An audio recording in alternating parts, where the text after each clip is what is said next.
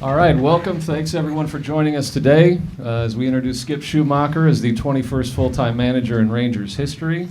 We have Rangers President of Baseball Operations Chris Young and General Manager Ross Fenstermaker, and we're going to open with some comments from Chris. Good morning, everybody, and thank you all for being here on a special day for the Texas Rangers organization as we introduce our newest manager, Skip Schumaker.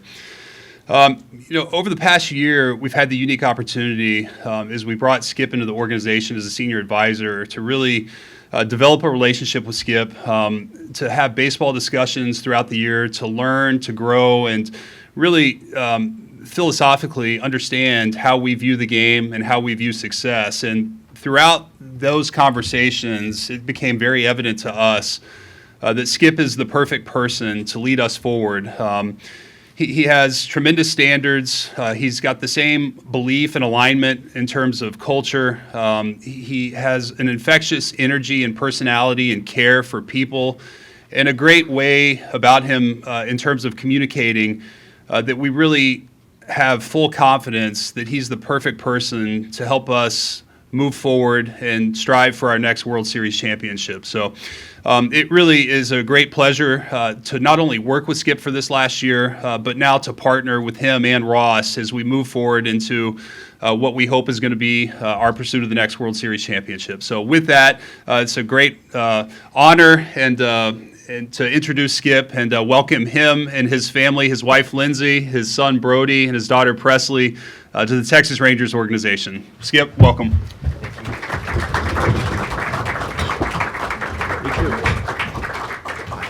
Yes, sir.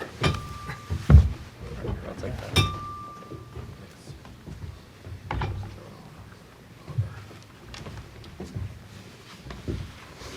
Good number, man. Congratulations, man. Yeah. Thank you. A few photos here real quick. Should I stand up on this chair? Back middle there too.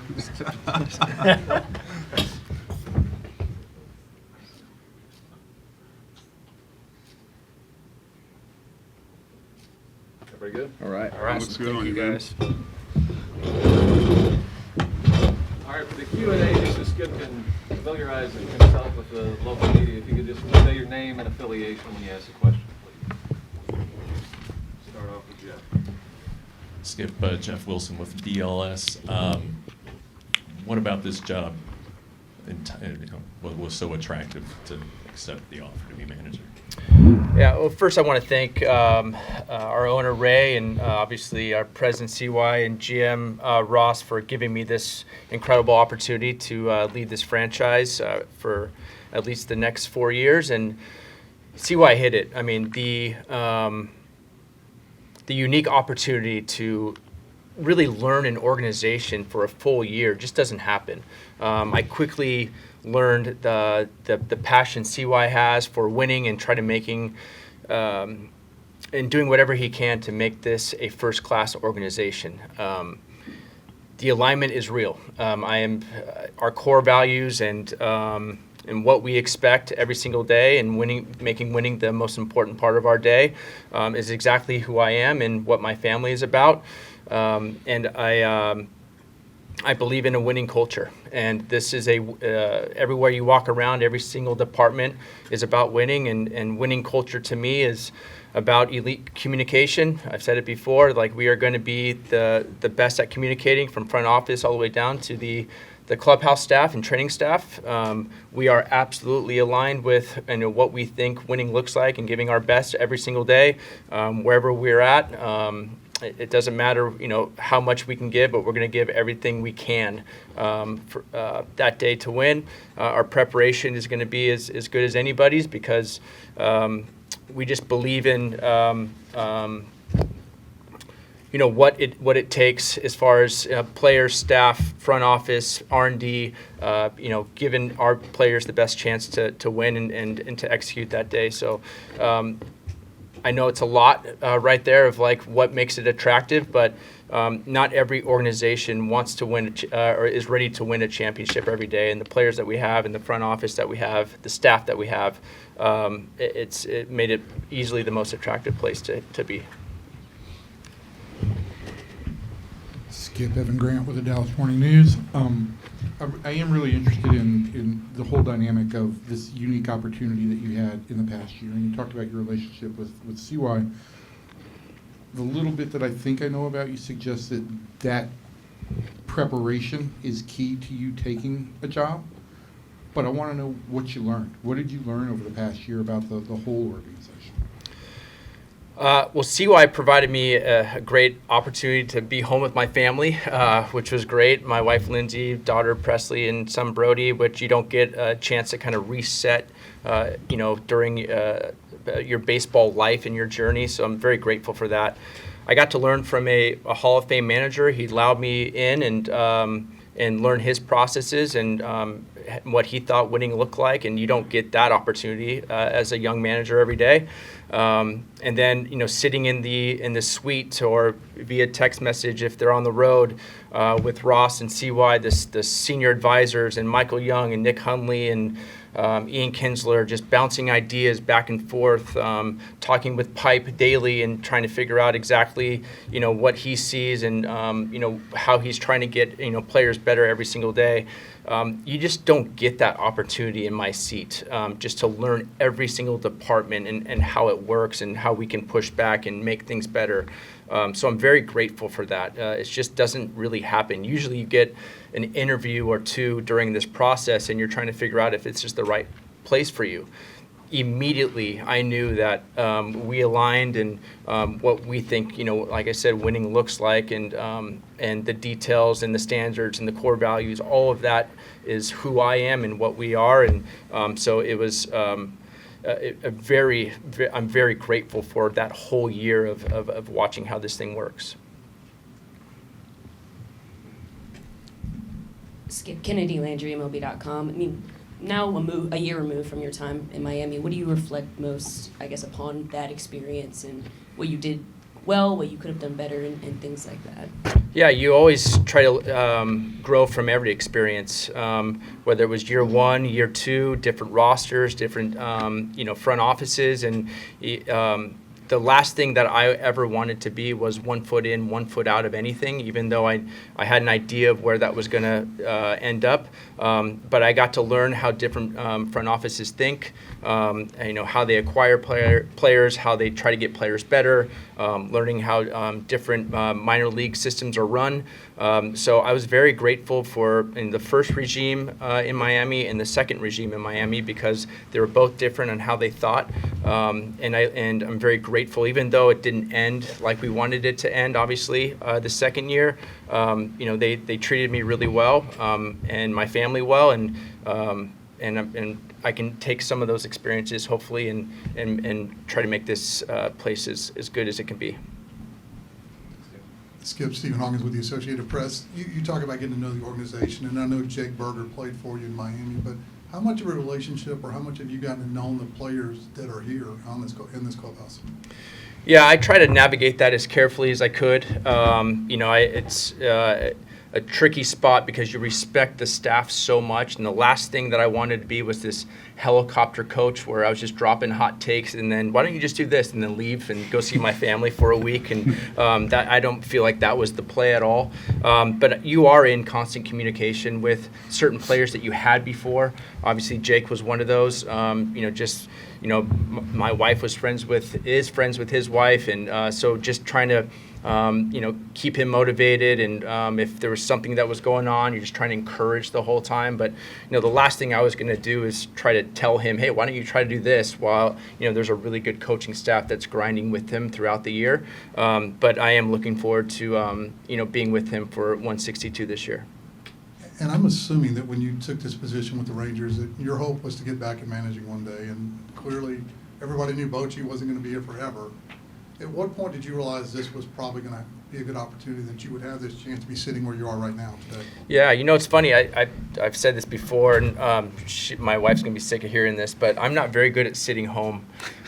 So I have problems. Like, I need something to do every single day, and she told me right when I retired, like, I'm not your hobby, and so like figure it out. And so and that's the truth. And as much as we love each other, like, she knows, like, hey, when's your next road trip? So I never knew, like when you're playing, you don't at least I didn't set out like, oh, my next step is going to be managing one day. Like I was just in the moment, trying to survive as a player in the major league level, doing everything I could to help a team win as a player. And then I wanted to know what my next step was, started coaching in San Diego, didn't know exactly what route I was going to go, ended up just falling in love, with the game on that side of things. And I just had this passion of teaching, I am very consistent and disciplined, and so when I come in after, that's how I try to manage, and have a consistency and discipline, behind it.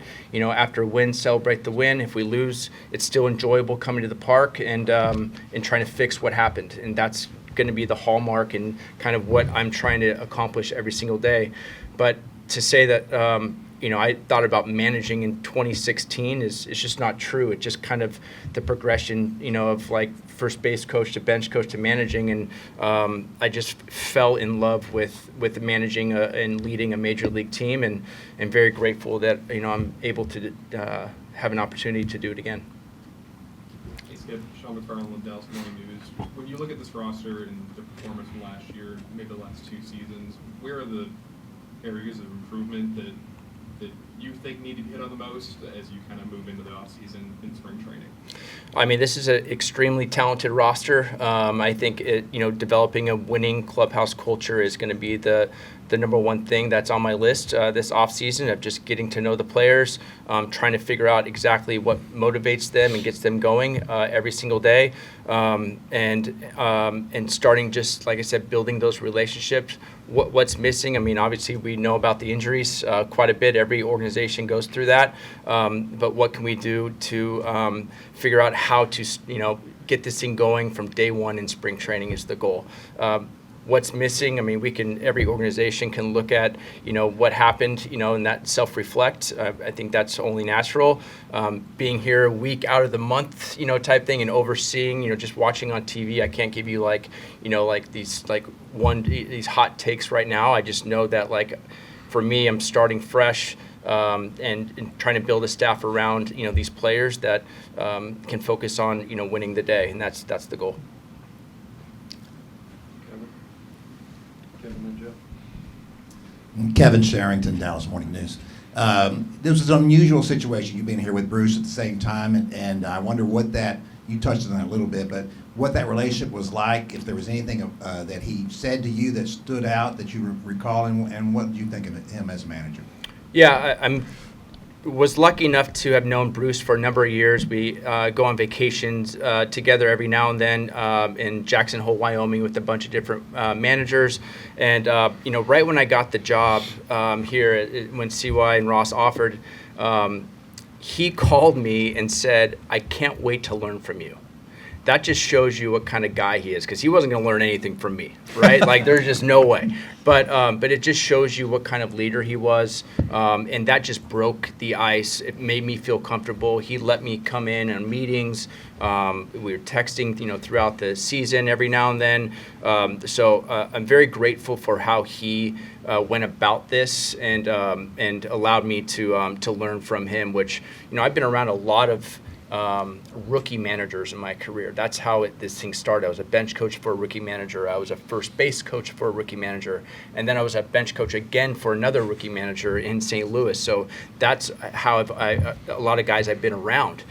So to have this experience was unique, but I'm very, very grateful for it. Jeff Gold with Fox 4, Skip.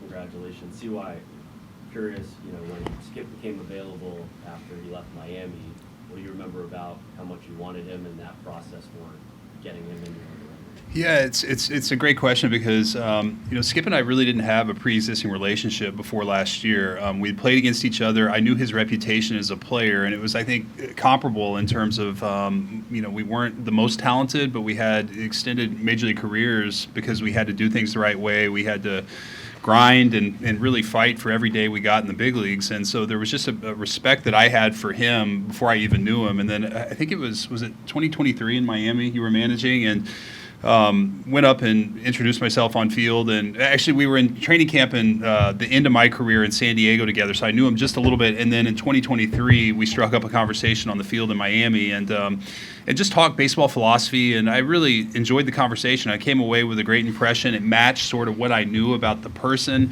and the success of his playing career. And then last year, when he became available and he turned down a couple interviews, I thought this could be a great opportunity to bring him into the organization. We had lost Will Venable, and felt like, getting Skip in here and learning from him, he's going to have opportunity throughout baseball. I knew that this year there were going to be jobs for him available, and so let's come in and learn from him and grow. And one thing has led to the next, and here we are, and really excited to work with him. And with Bochy, you had said the other week that you hoped that maybe you would stay around in a different capacity. Is there still hope for that? And Skip, if not, do you feel like you could still lean on Bochy? Yeah, 100%. Would welcome Boch back in a senior advisor role with open arms. Absolutely have the most respect and love for Boch, and there are a number of ways that he will continue to make this organization better, but he's earned the right to do whatever he wants, if he wants to manage or if he wants to stay at home, or if he, I'm sure, is going to have opportunities with other organizations. But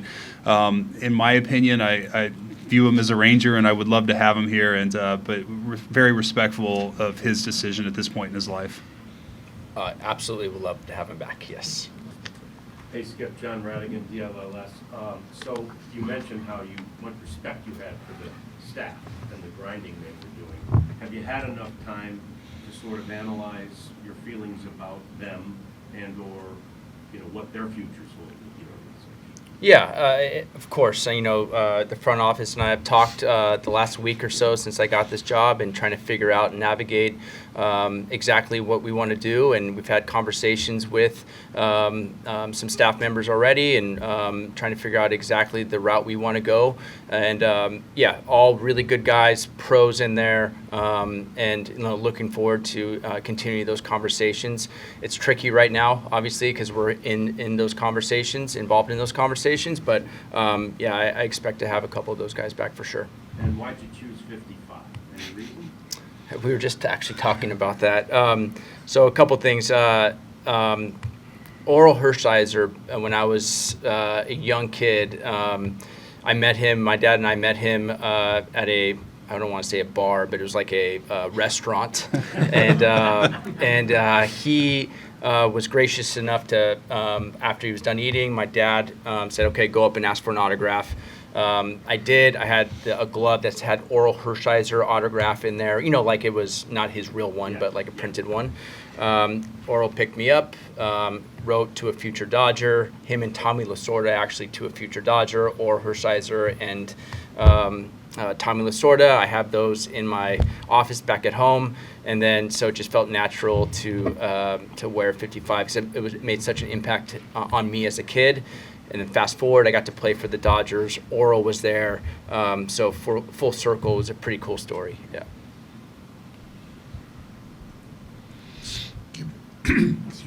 Everybody that I've talked to talks about your ability to build relationships. Can you give a little insight into how you go about doing that with players and the value of that?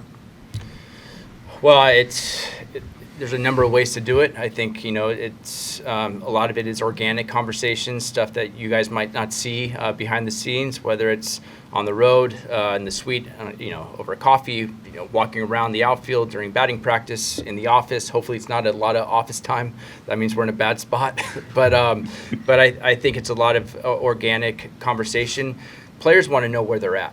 I think that's the main thing. They take the guesswork out of it. They want to know where they're at, and if they're not happy with their playing time or whatever it is, then they want to know how they can get better. And I think having those conversations and some difficult conversations, obviously, is what we're willing to do and what I want to do, because then they can find ways to get better. And I think it's important for our staff to be aligned with that and not sugarcoat anything. When I was a player, it was the same way. I just wanted to know how I could play more or what it would take to help us win a game or a World Series, and I think that's super important in building those relationships, because then you have that trust factor. You're not again sugarcoating anything, and even the greatest players, the best players I've been around, future Hall of Fame players, either coached or played with. There's some in that clubhouse right now. Those players don't feel like they've arrived. They're still coming, right? They are still going, and they want to evolve. They want to get better, and they're just not happy. Typically, the best players aren't happy with just where they're at. In fact, my least favorite phrase is, "This is just who they are." That's a lazy quote from a coach. So that is not what I want. That's not what I expect, and I think the players will know that coming from me and my staff. Ross, one quick question for you. Among the other things that you do, you oversee the minor league system, and Skip spent some time around the minor league organization, and I think that also has got real value in him becoming a manager here. What kind of input did you get from him about where the minor league system was, or what stood out for you about any input you got on the minor league system? Yeah, I mean, I think Skip's touched on this. Like, one of his greatest attributes is his ability to develop relationships with people. So connecting with various folks that we had in the minor leagues, and being able to have baseball conversations with them, and navigate some of that. We've had quite a bit of back and forth, and I think as much as anybody in this last year, our conversations and our dialogue, I've learned a lot about the game of baseball and more about our organization. So I'm very grateful for that opportunity to have him be involved with some of our folks in player development and continue that forward now as our manager. Skip, Mac Engel, Fort Worth Star-Telegram. Looking at your resume, you played for and worked with a lot of really great managers, a lot of them.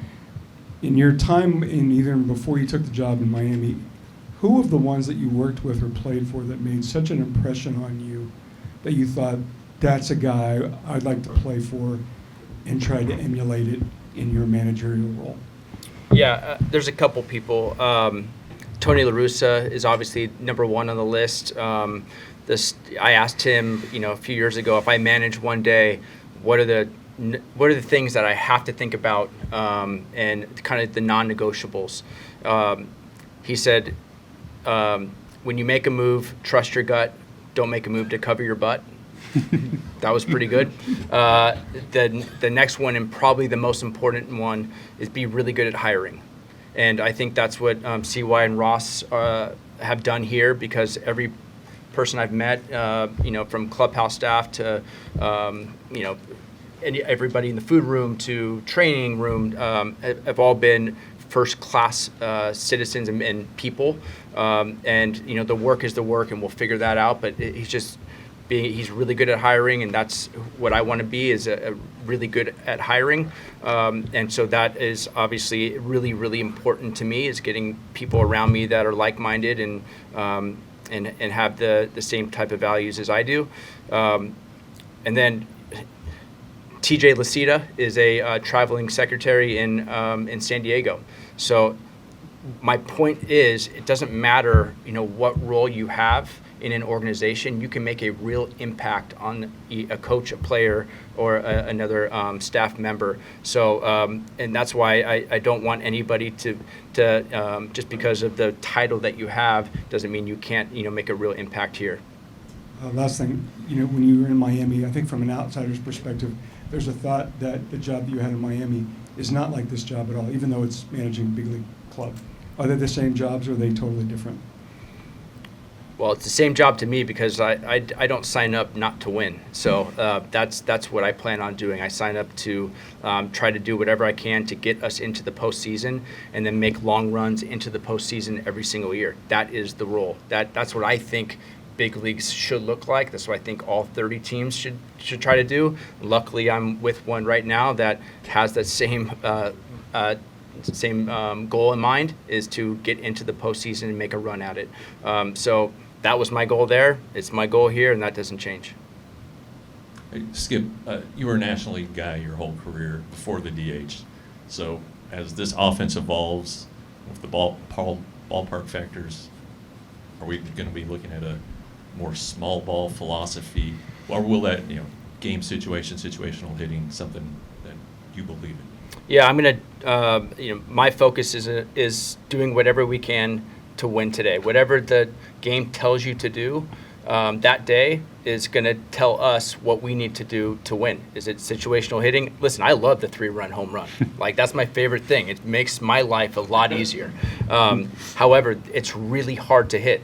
So you have to do the little things sometimes to help win games. You have to win on the margins. The base running helps you win games because that helps you score runs. I'm guessing our hitting coach would love base running to be a strength of ours because that equates to runs. I'm guessing that our defense is going to be pretty elite again. I'm guessing our pitching is going to be pretty elite again. But getting guys to understand doing whatever it takes today to help us win a game is the goal on the offensive side. So the last thing I want to do is hear about the ballpark and the complaining type of culture in a cage or in a clubhouse. We know where we're playing, and that's okay. Let's try to figure out ways to take advantage of our ballpark here. Skip, congratulations on the title. Thank you. Maddie Jones, DLLS. I was just curious, Jim Leland is known for, coaching with this mantra of I treat everyone the same, but everyone different. Is there, a phrase that you have that you go to managing? I don't know if it's a phrase. I've mentioned CAPE is kind of what I believe a winning culture is, and that's communication, alignment, preparation, execution. So everybody talks about winning culture, but no one can define it. That's kind of what I believe it is, and you can't have one without the other and expect to win. And I believe it's in that order as well as the communication, alignment, preparation, execution. As far as the coaching everybody different, yeah, everyone's motivated in different ways. Some are motivated by money, some are motivated by winning, some are motivated by what they can do for their family. If it's whatever it is, they're here because their family's here. I don't know what each one's motivation is, but I do know that if you're only playing through motivation, you're going to be super inconsistent and have these peaks and valleys. So we have to find ways to have guys that are completely disciplined, all in and on winning, and then try to find ways to motivate as well. Because if you have that combination, it's pretty deadly. So Leland was around our camp all the time because his friendship with Tony La Russa, which was very valuable for us as players to listen in on him on the bench during spring trainings. And so I completely agree with that statement. I don't have what Leland has right there, but I do believe in CAPE and what winning cultures look like.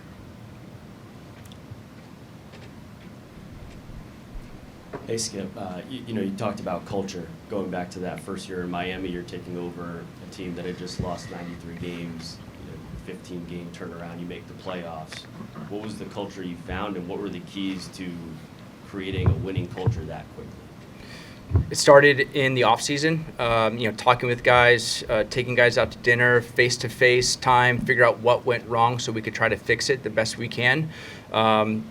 Finding out who the leaders were in that clubhouse and what made guys around them, how are they going to make guys around them better, was the key. And getting a really good staff that was aligned with our message day in and day out. So unfortunately, there was some movement on the staff. We wanted to get guys that know what winning looks like around me. So the alignment was exactly what COI was talking about, the same from front office to manager throughout the staff. I think, first of all, we had some good players. That's number one, and I think I'm very grateful that we have a lot of good players here. But just trying to see what we can do better in our processes in Miami was the key, whether it was the R&D department and how it was relayed to the players, whether it was our hitting coach and how the information was relayed to the players. But it was all figuring out the inner workings and trying to figure out what information was beneficial to the player and then what motivated the player, like we just talked about.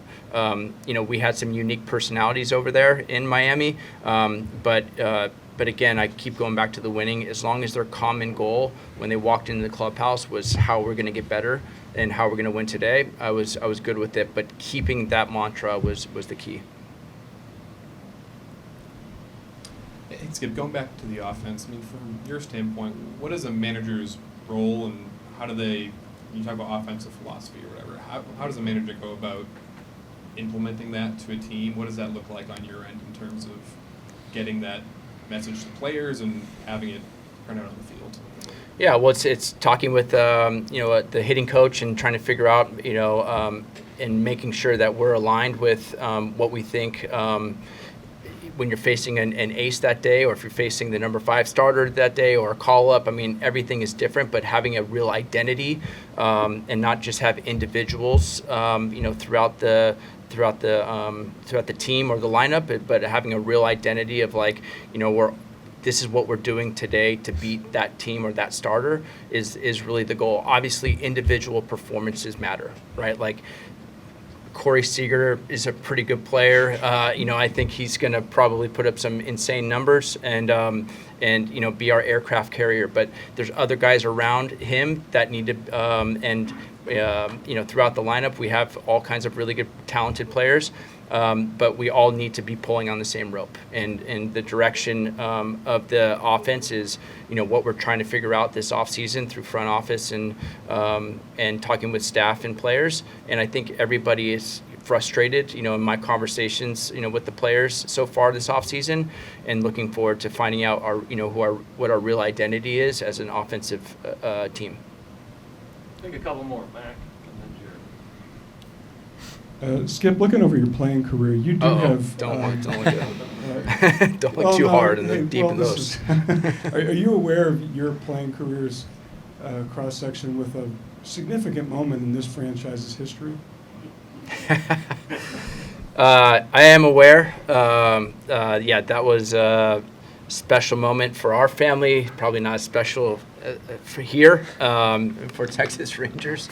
Sorry, Ross. I'm very aware. I let Michael Young know and Kinsler know quite often about Game 6. I don't think that I'm available. I don't think I can say that anymore, though, now that I'm a Texas Ranger. So I understand that I have to switch my mind and not wear him out too much about that anymore, now that I'm on this side. Mac, Rich gave him specific instruction not to bring that up today, so thank you for breaking the ice. Yeah.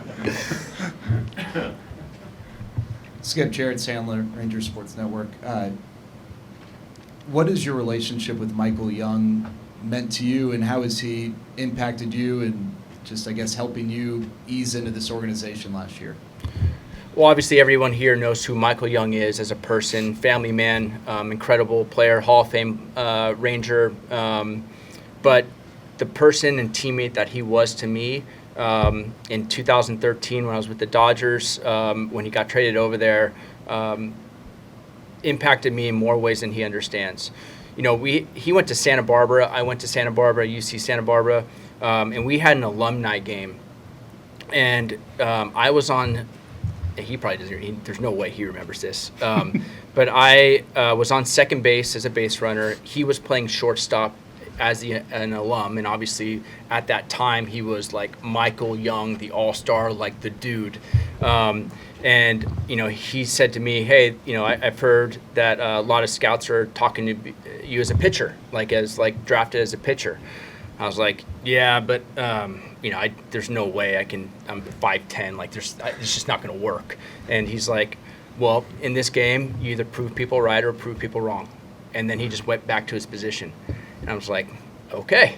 And no one's ever told me that before, and I've used that for throughout my career as a player and as a coach, and I've used that again, quite often lately, even. But Mike is. We make fun of each other. I have a 9 a.m. call. It feels like every single day with Mike Young. I think I talk to him more than my wife about the game and strategy and what I would do here and what I do there. We talk about our kids.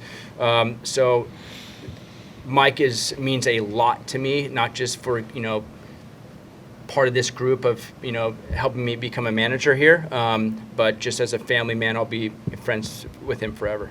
What happened with the pitching? Exactly what we thought would happen. It wasn't very good. Yeah. And then Ross and CY, being around Skip this last year, CY, I know you mentioned when you met him and talked to him in Miami, but just getting to talk baseball with him about this team, what are some of the things that stood out to you guys that really jumped out philosophically, or just in the communication and the day-to-day correspondence you guys have? Yeah, Jared, there's so much, and I think one of the themes of what we've talked about today is really this role that Skip and Michael and Ian and Nick Hundley have all played, and Dayton Moore have all played in helping us and advising us, and at times keeping us sane. And just the connection that this group has, and how influential, and how we all see the game the same way, how we understand things that Skip has touched on today, from communication, preparation, alignment, execution, all these things that Skip has touched on. I mean, there's such an alignment is the right word, and it gives me great confidence that moving forward, we're going to be able to give our players the very best, because that's what they deserve. We want players coming here with a goal of winning championships, and I have full confidence that with Skip, the staff that we put around him, the front office, and what we can do to support Skip and his staff, and in turn our players, that we will give them the opportunity to realize those dreams. And that's ultimately what it's been for me, and it's been just a real joy, being on a text message thread with these guys over the past year plus, and one, just seeing them make fun of each other. It's so comical and entertaining, but secondly, to hear the real baseball discussions, and how the philosophy comes out. And I'm just so excited to work with Skip and to continue to have these relationships with Nick, Michael, Ian, Dayton, and others, much less everybody else in our organization who influences what we're about. And I don't want to speak for Ross, but Ross, I know you have your own thoughts too. No, I mean, I think that was very well said. Just to piggyback on some of that, one of my observations over the course of the year, as we watch 162 games, inevitably things are going to come up. And I basically got to the point about a quarter or halfway through the year that Skip was going to say exactly what I was thinking. So when you talk about alignment, just the back and forth, the way that we see the game, our standards, our expectations, it crystallized pretty early on in the process. And in many ways he would see things that I wouldn't, and challenge me to see the game in a different way. So just having that time with him throughout the course of the year, I think really sharpened the way that I see the game, and I'm looking forward to continue that in the future. All right, we'll end it there. Thank you, everyone, for being here, and welcome to Skip and the Schumacher family. Awesome. Thank you all. Guys.